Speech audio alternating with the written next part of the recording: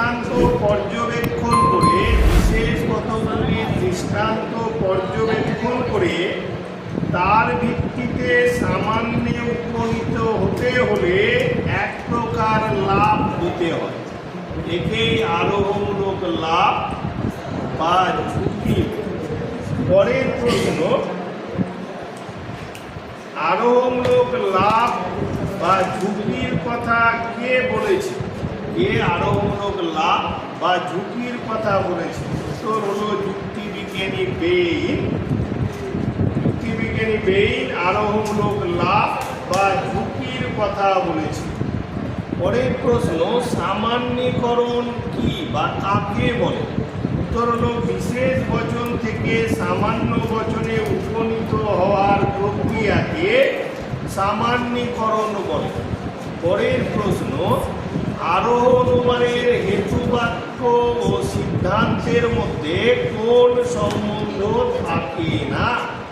উত্তর হলো অনিবার্য বা প্রসক্তি বা আবশ্যিক সম্বন্ধ থাকে না। পরের প্রশ্ন, আরোহ অনুমানের কোন সত্যতা থাকে? উত্তর হলো বস্তুগত।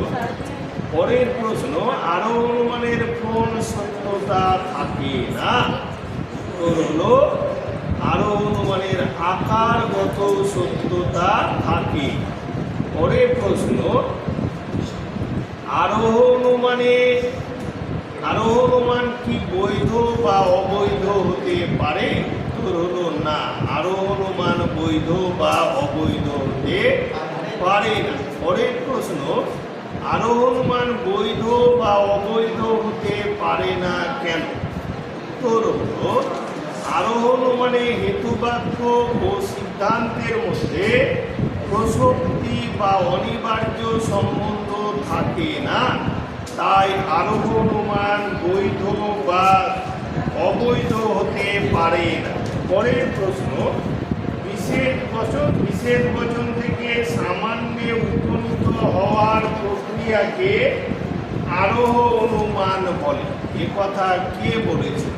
তো হলো জোয়েস। পরের প্রশ্ন, বৈজ্ঞানিক আরোহ অনুমান কোন শ্রেণীর আরোহ অনুমান? এর আগেই বললাম বুঝি। পরের প্রশ্ন, বৈজ্ঞানিক আরোহ অনুমানের সিদ্ধান্তটি কি জাতীয় বচন?